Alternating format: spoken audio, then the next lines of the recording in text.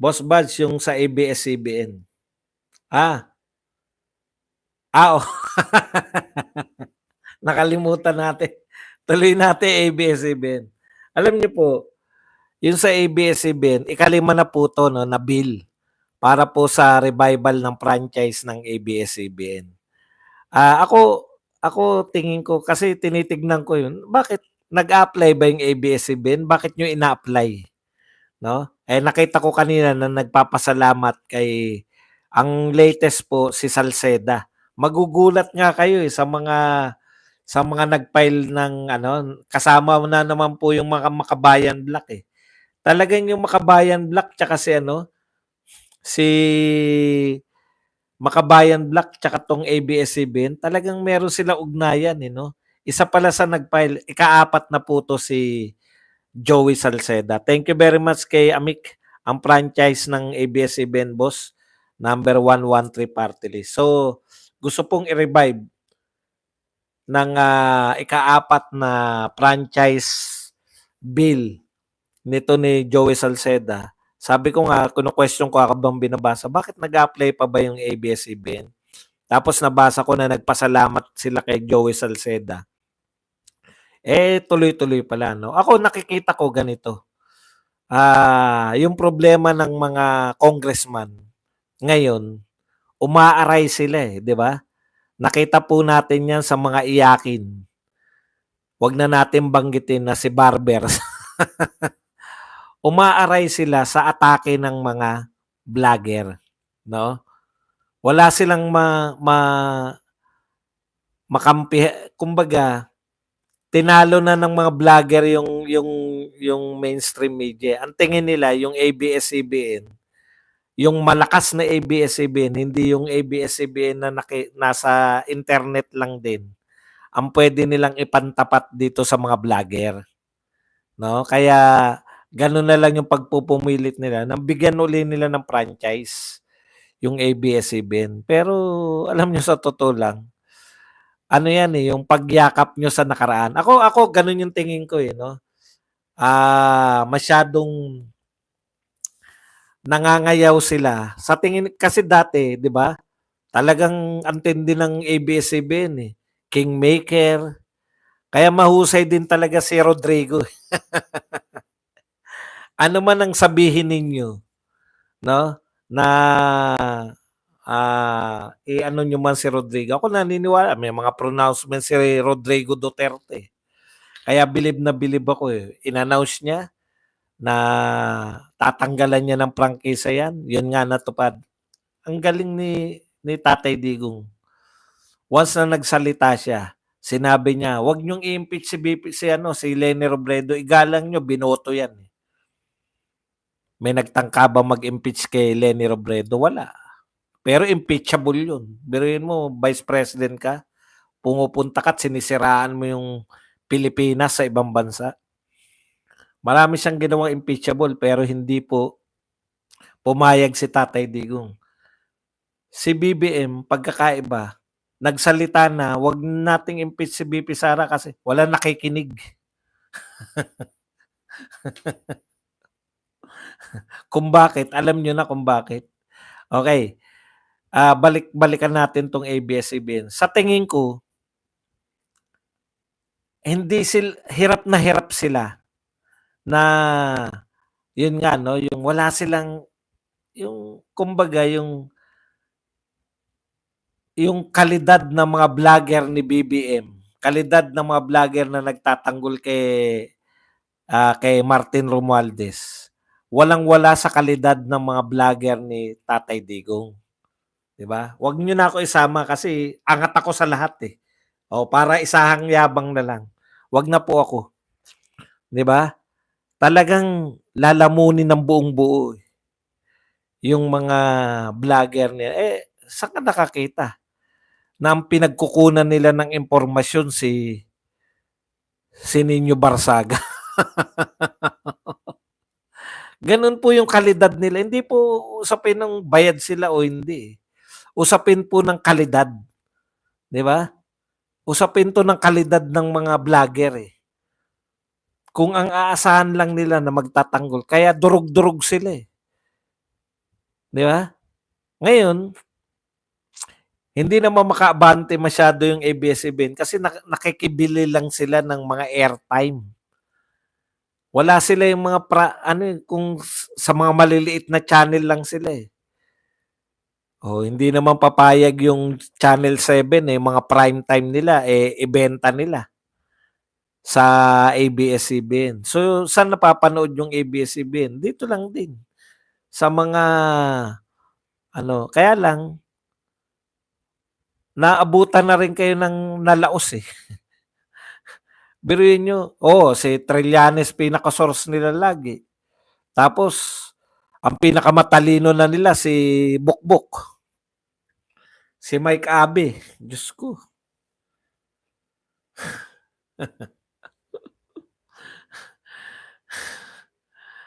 Kaya kinakailangan nila yung malakas na ABS-CBN para hindi sila masyadong naatake ng mga vlogger.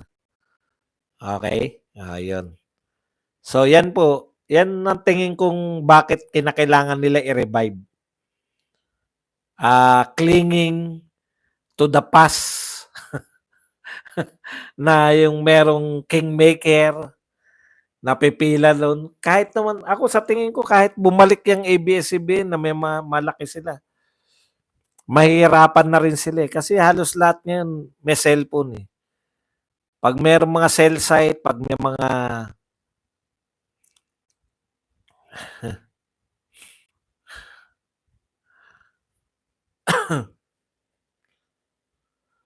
okay, basa tayo. Nahabol natin ha. Buti na lang sinabi nyo. Ruru, ironic nga lahat, pinalaya at binigyan pa ng posisyon sa cabinet niya. Pera-pera lang kasi ang labanan dyan, sir. Kaya gusto talaga nila ibalik ang ABS-CBN. Mga congressman pa. Ma'am Jane Bramblett. Kasi wala sila eh. Paano sila mga dati, ABS-CBN lang ang ano nila, okay na sila. Natitiyak na nila na makakarating sa lahat. Ngayon, sinong, di ba? Si Cash Jarrett may malaking payroll kay BBM. Happy birthday sa iyo, Nino Barsaga. Balato naman dyan sa mga bebon na hinatid mo sa Malacanang. Saan pa nila gagamitin ng CI kung kakampi na nilang makakaliwa at NPA? Ano po yung CI? Dides Vloggers lang sa kalam. Good morning, Boss Buds. Jane Bramblett, yang mga yan ate yan siyang susuwag kay Bobo M. Mike Bro, shout out. Ma'am Liz, yan siyang mastermind mafia itong administrasyon na to. Ang sabi ng tagapagsalita na INC, hanggat hindi sila pinapakinggan, magtutuloy-tuloy hanggang 1 week or months. Hindi. Talaga sinabi. Yari. Kapilsar, Mike the Travelers, good evening. Ibalik ang tatak Duterte. Maloloko lang nila yung nasa liblib, halos lahat na-rely sa vloggers na. Asteroid. Sir Mike the Travelers. Sir Buds, confidential funds. Confidential funds. CF, CIF. Sir Buds, si Bersamin na ba ang spokesperson? Mukhang pinapilan niya na eh. Ayaw na niya yata na ano. Ayaw niya na nagmumukhang nagkakamot yung presidente ng Pilipinas. Thank you, Kapelsar, last night. Wow. Last night meron kayo. Hindi. Baka tumambay si Kapelsar doon. Actually, nakatambay ako. Hindi lang ako nagko-comment eh. Si Amik tsaka si Kapelsar ang nakatambay doon. At si Ipe. At si Ipe. Yan. Hanggang saan ang sarap ng akap. Kung tadyak naman ang balik ng mga bilihing abot langit ng presyo. Ano po ang tawag sa ayuda na pinamimigay ni Tamba sa malls? Ayun na nga yun, akap, yung mga ayuda, kung ano-ano. Mabubuang na si Bangag. May INC rally not invited pa sa kay President Trump. Si Kokak Inggitera mamatay sa inggit. Sir Buds, ikaw ang pinapanood ko dito sa New Zealand. Lahat ng pabor kay Duterte ng mga senador, boto namin.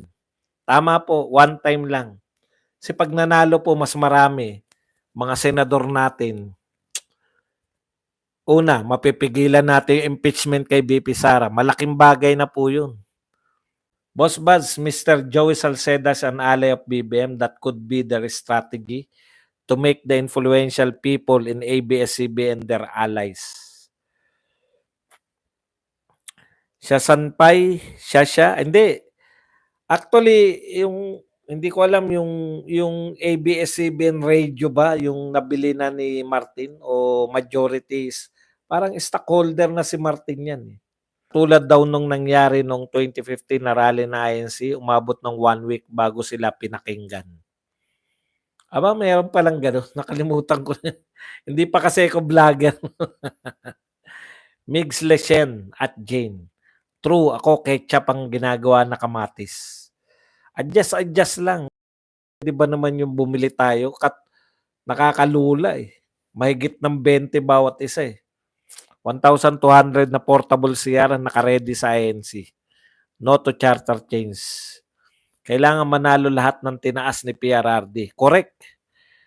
Dito sa distrito ng Rizal, 3,000 na ban inarkila para dyan sa January 13. Nagrally sila noon kay De Lima. Ayun. Meron Sir Badong, muntik na nilang magurgur noon si Laila De Lima. Iba ang lakas ng kapatiran ng INC. DCMM yata, Boss Buzz, teleradyo yung nabili ni Tambaluslos.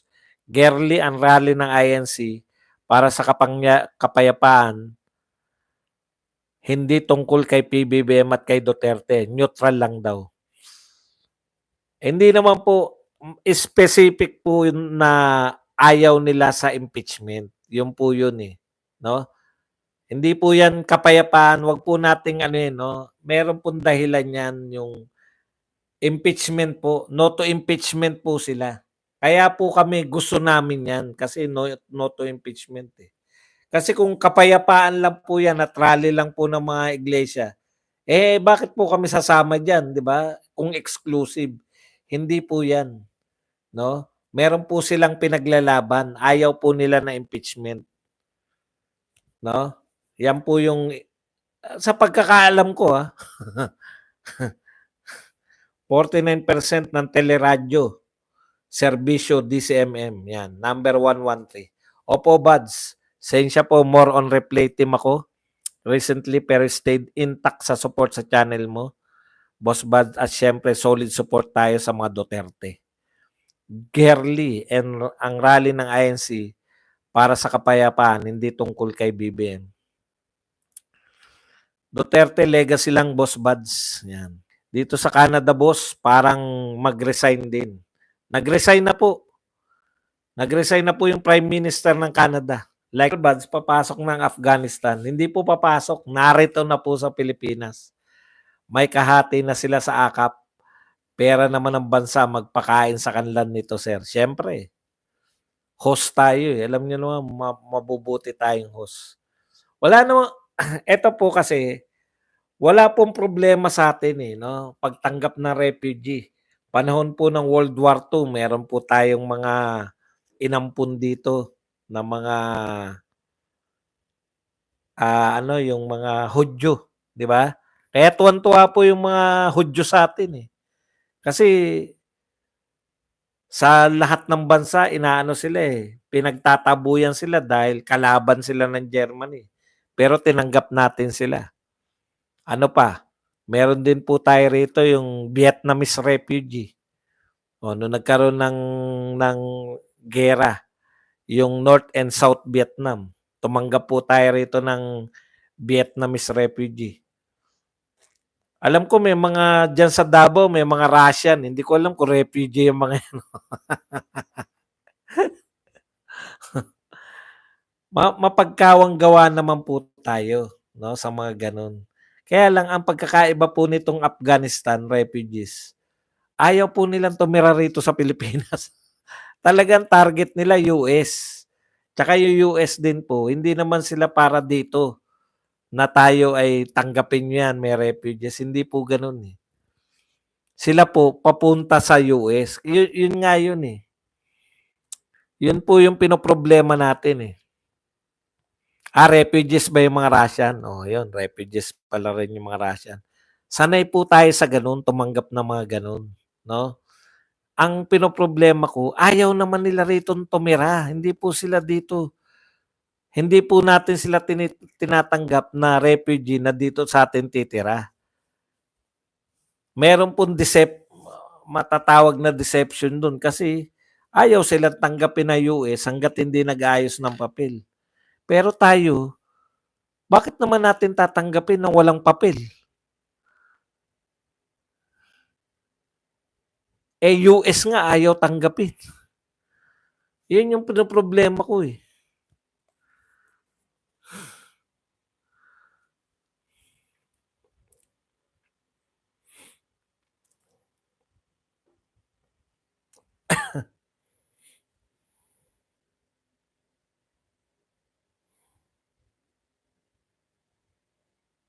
Meron, Sir Badong, may mga Russians at saka Ukrainians dito sa Davao City.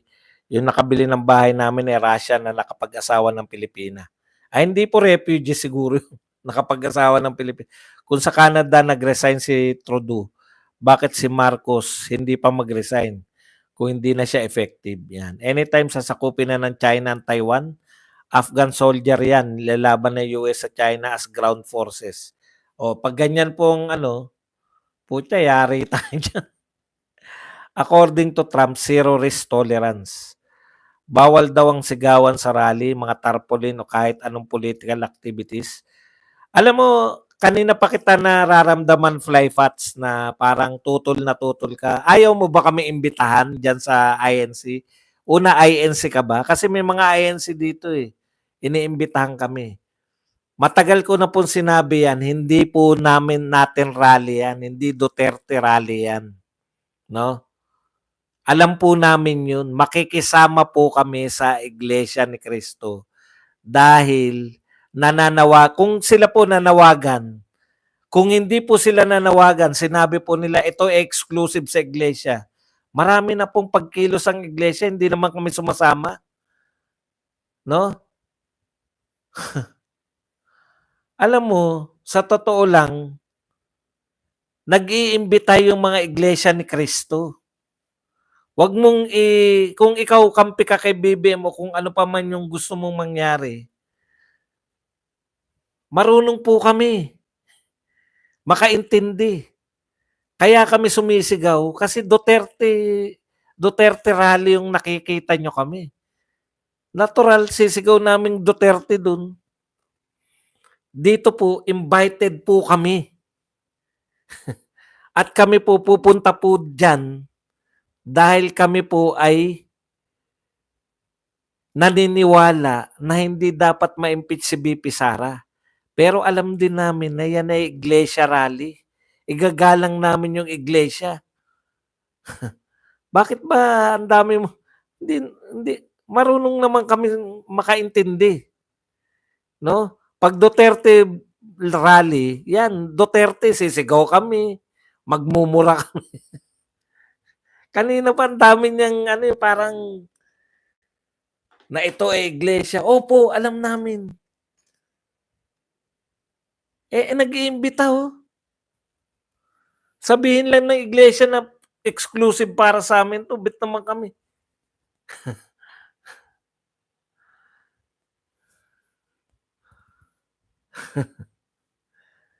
Hindi ko maintindihan, eh. Kung ano yung pag baka may inimbitahan, manggugulo kami. Grabe naman.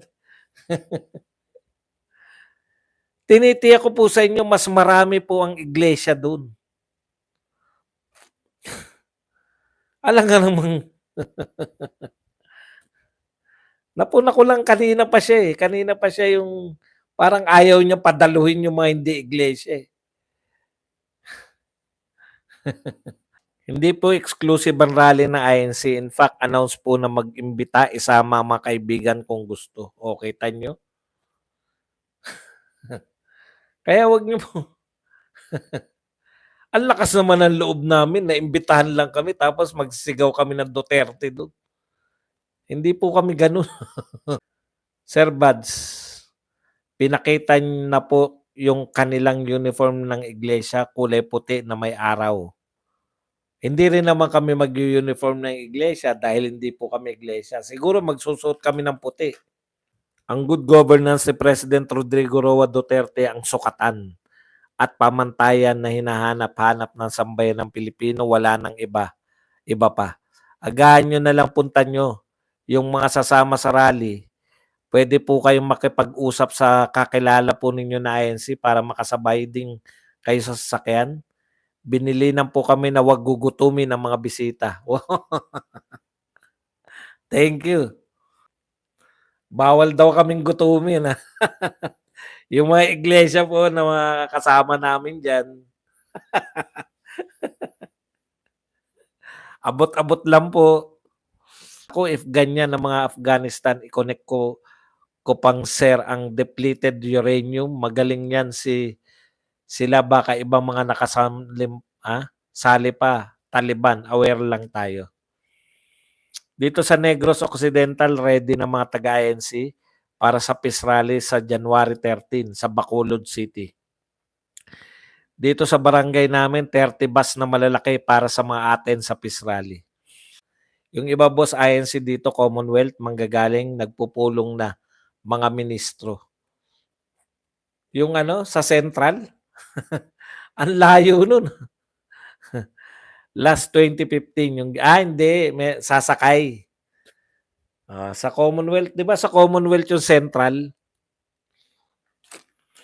Last 2015, yung ginawa namin rally sa EDSA ay exclusive lang sa amin, INC, dahil kay Dilima. Gustong kasuhan ng sanggunian at isusunod ang ka Eduardo Manalo. Siya ang SEC ng DOJ. DOJ nga si nun. Kaya hindi namin nabalita. Tsaka hindi pa ako political vlogger kasi nun eh. Kaya mga kaibigan, iboto natin si Kong Marcoleta sa pagkasenador sa Mayo 12, pati ang hopya nyo protektado. Malakas pang amoy ko sa mga sa mga tignan niyo mga tunay na iglesia, tignan niyo sila. Sila Tesre noon, tsaka yung iba pa, 'di ba? Welcome sila, wag gugutumin. Tapos siya nega-nega no? Diktador ang troll ni BBM, manang-mana. Sir Bads, totoo po ba na umalis sa Mag-amang Duterte papuntang Amerika? Wala po akong balita. Nananahimik pa sila eh.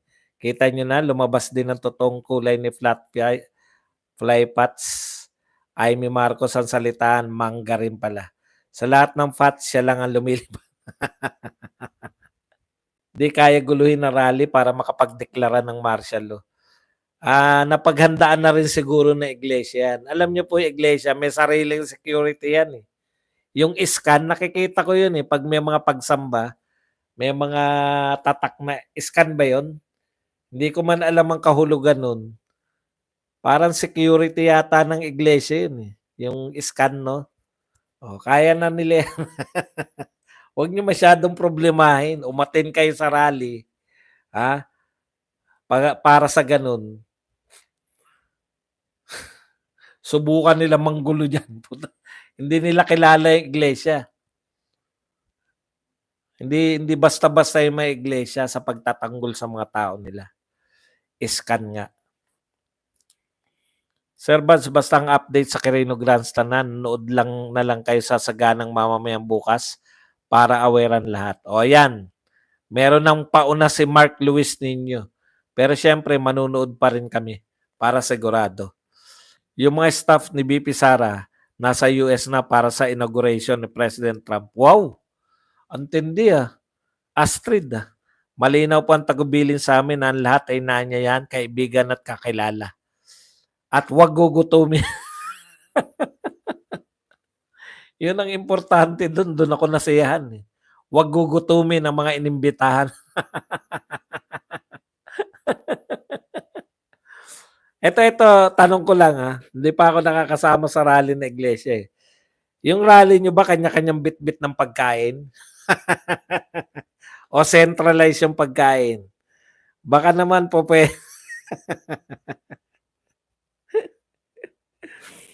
Astrid talaga ma'am, kailan pa sila nakarating sa US? Malinaw. Sara for President, Noel Prieto. Ba, tindi. Tunog pa lang munyaman na, eh, 'no? Yan ang ano, yan ang, aral number 1 ko sa'yo, Astrid. Hindi lahat ng mga sinasabi ng mga vlogger ay dapat mong paniwalaan, ha? Yan, kung may paniniwalaan kang mga vlogger, si Badong, kung gusto mo maging safe, kasi merong mga vlogger talaga na clickbait, eh. Kung gusto mo yung pagba-vlog mo, eh, makilala ka as reliable, ayan ang una mong iiwasan. Maraming vlogger na clickbait. Kaya kaya nga tinuturuan kita. Kasi yung mga yan, nagki-clickbait yung iba, di ba? Tapos pag kinote mo, yun po yun, eh. Centralize yung hopya. Engbitin. Yes po, Sir Baz, may kanya-kanya po kaming baon pero may mga magbibigay po. Ayan. Alam nyo na, hanapin nyo lang ako.